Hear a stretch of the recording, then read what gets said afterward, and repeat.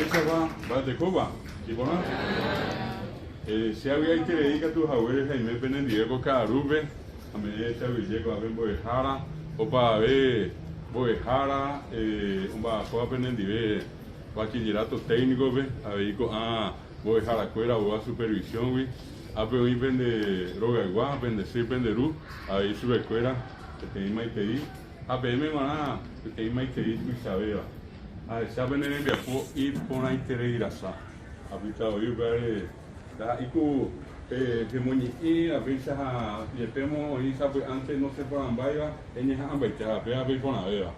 Quiero felicitarles a ustedes por este hermoso emprendimiento que estuvieron y están desarrollando todavía por un tiempo más y sobre todas las cosas rescatar esa presencia de ustedes, así como están ataviados, así como están vestidos. Allá Peña Mondé, Paraguayo Jaisa, mi Ñandera Pisacueras, estás en Dave Peisa, o mi vestido Mondeva.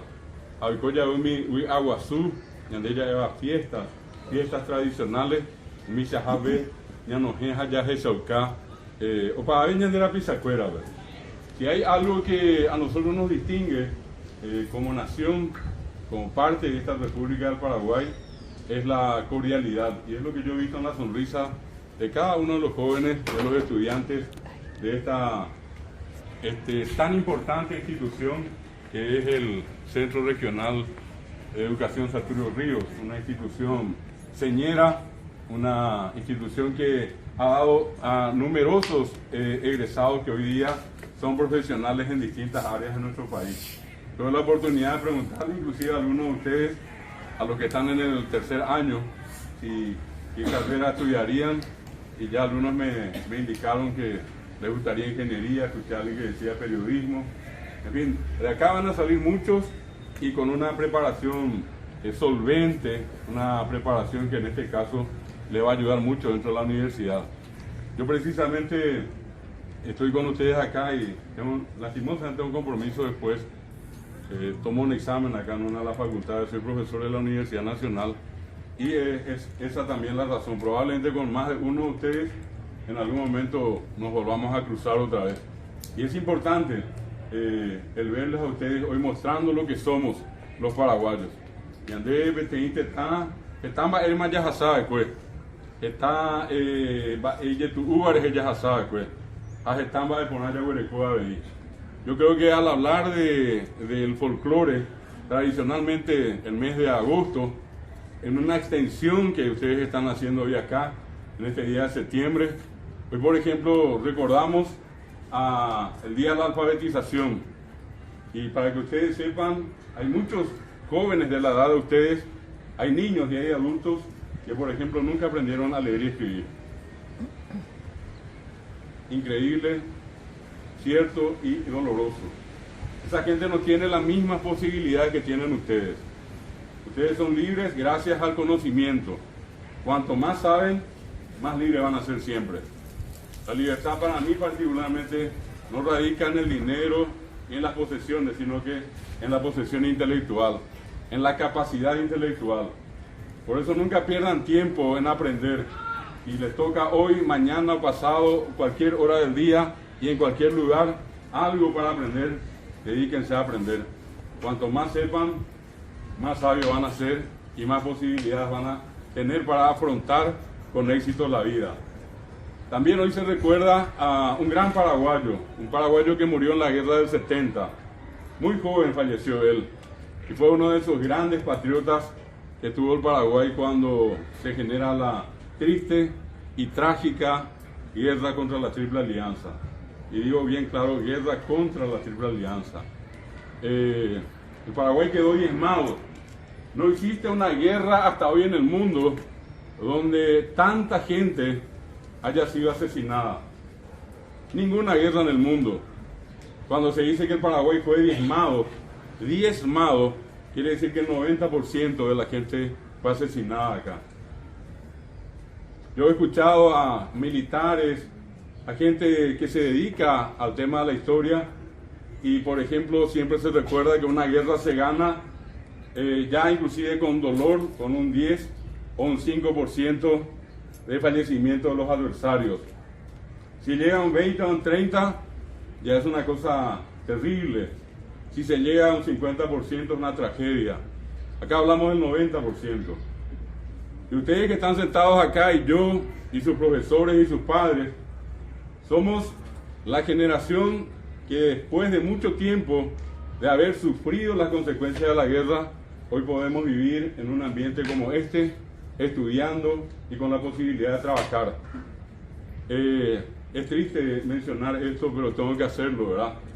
Recordar la batalla de Piribebuy el 12 de agosto, también en agosto de 1869, cuando un héroe paraguayo a quien nadie conoce, lastimosamente no los conocemos, y son nuestros héroes. A veces conocemos más de la gente del exterior que de la gente de nuestro país. Y ese 12 de agosto se libra una de las batallas más grandes, pero también más trágicas de la guerra del 70. Y es la de Piribebuy, donde cuentan que tipo 7 de la mañana, un ejército de 20.000 brasileños rodearon la ciudad de Piribebuy, donde habían 1.600 personas. De esas 1.600 personas se calculan que 800, algunos dicen un poco más, eran varones que estaban en condiciones de pelear.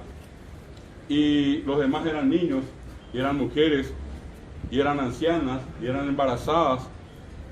Empieza la batalla, al poco tiempo de empezar, ya casi la mitad de las tropas paraguayas mueren, y la diferencia era tremenda. Y después de 2 acciones y un receso, llega un momento en que un oficial paraguayo de apellido Solalinde, que probablemente por primera vez están escuchando ustedes acá, por eso les decía que lastimosamente no conocemos quiénes somos y de dónde venimos. Solalinde ve a una cierta distancia al otro lado al oficial que comandaba las tropas brasileñas, ya que los brasileños eran en ese momento la Triple Alianza, y ve a ese oficial sobre el caballo. ¿Y qué hace Solalinde? Solalinde le llama a un muchacho, y ve a imaginar acá la edad de ustedes, 16, 17, algunos dicen 15 años, ni el dato exacto tenemos, y no le hablan chino, no le hablan alemán, no le hablan inglés, no le hablan castellano. Era un mitaí paraguayo que hablaba guaraní. Su nombre, un héroe, Gervasio León. Le dice Gervasio Yumí, sabio de caballo Aribales, Ajesales, ella piñan de Beaver.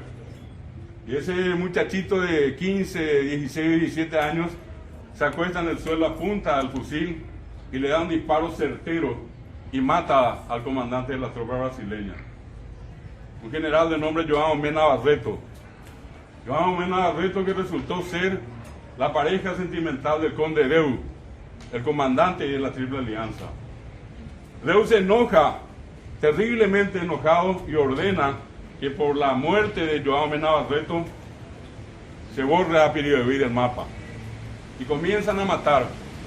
Y algo que pocos saben es que en esa guerra no solamente mataban con las balas, sino que se encargaban de cortarle la cabeza, no importando que sean hombres, que sean niños, que sean mujeres o ancianos. Y así murieron todos. Cuando ya no habían varones, Francisco el Papa siempre se acuerda y dice con justa razón: la mujer paraguaya es la mujer más gloriosa de América. Y esa es la mujer de Piribebuy. Mujeres que tampoco hablaban inglés, ni alemán, ni chino, ni castellano, hablaban guaraní, mía mi cuña, o señora y no.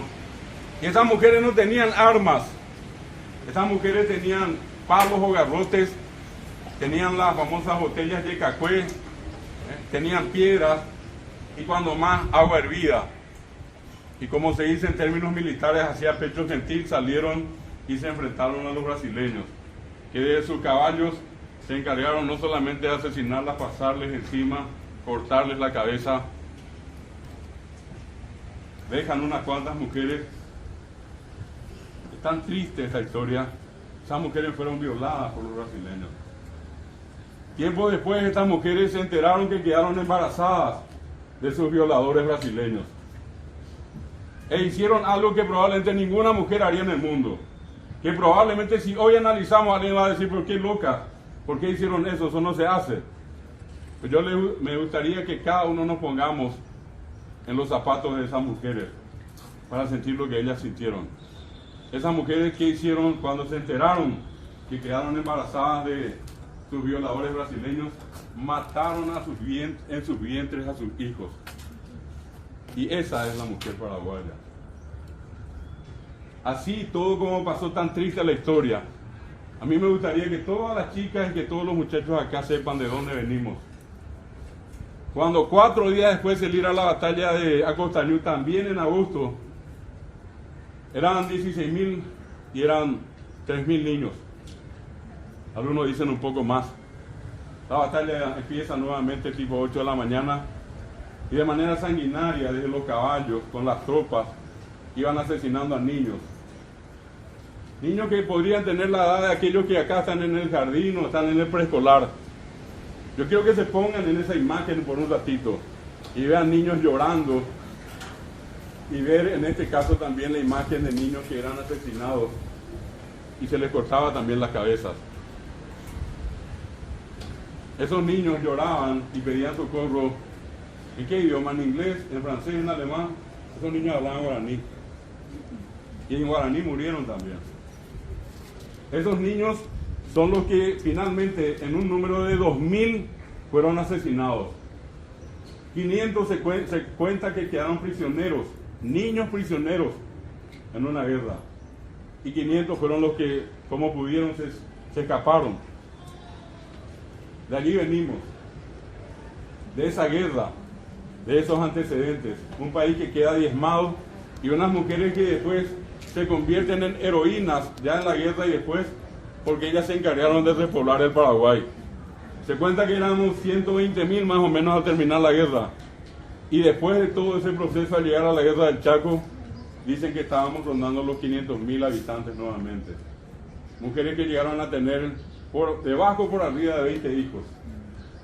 Madres de familia que se encargaron de criar a este nuevo Paraguay. Por eso yo me siento orgulloso esta tarde acá. Mandé recién un mensaje, dije que iba a llegar más tarde, pero no quería irme de acá sin decirles esto. Me siento orgulloso de estar con ustedes acá. Me siento tan paraguayo como probablemente ustedes se han de sentir en este momento después de escuchar esto que les estoy comentando. No somos cualquier cosa, somos un pueblo de héroes, somos un pueblo de mujeres valientes, de jóvenes como ustedes, que no son la promesa, son la realidad, son el presente. Yo creo en la gente decente, en la gente buena, y sé que acá en este grupo que está en esta institución tan prestigiosa, todos pueden ser y todos son buenos. El tiempo nos da la razón, pero lo más seguro es que de acá van a salir los más importantes protagonistas de la historia de nuestro país en lo que viene. Por eso no celebremos solamente el folclore, celebremos también la vida, celebremos también en este caso el derecho de cada uno de ustedes de ser mejores cada día y que sean también un orgullo para sus padres y un orgullo para sus profesores y sus profesoras que están acá. Qué bien nos sentimos nosotros los profesores cuando vemos a nuestros alumnos progresar y ser más y mejores que nosotros después. Y ni qué decir de papá y mamá. Yo tengo 4 hijos, mi esposa está acá, tengo 6 nietos, y lo único que yo traté de darle siempre a mis hijos y a mis nietos es solamente estudios. Dinero prácticamente no tengo, yo vivo en mi trabajo. Hoy día ellos trabajan, y probablemente la más grande satisfacción que tengo es decir, son mis hijos y son personas decentes. Yo creo que eso es lo más importante en la vida. Y les invito cordialmente a seguir con esos mismos bríos, con esas mismas energías que tienen para que cada día ustedes sean mejores y con ustedes nuestro bendito Paraguay sea cada día un país mejor. Yo no creo cuando la gente dice que todos somos corruptos. Yo no creo en eso que todo el tiempo tengamos que hablar solamente de robos. Yo sé que acá hay una gran mayoría en el Paraguay de gente que es altamente calificada, altamente paraguaya y que tiene un sentido de pertenencia muy arraigado al Paraguay y que vive la vida con la decencia que a cada uno nos corresponde. Así que, con el perdón de la vehemencia en mis palabras, pero vuelvo a repetir, pero tan impresionado me sentí esta tarde al ver cada uno de sus lugares. No vayan a creer que les pregunté el nombre por casualidad, les pedí el nombre a todos. Y le pregunté de dónde sacaron los objetos que tenían. No fue una vista así de paso nomás la que hice. Me interesé en lo que ustedes hicieron, porque creo que esto que ustedes hicieron tiene un tremendo valor. Es la demostración de que ustedes pueden, y cuando ustedes pueden y quieren, ustedes son capaces de hacer cosas tan lindas como esta que hoy vimos acá. Muchas felicidades a todos. Que pasen muy bien.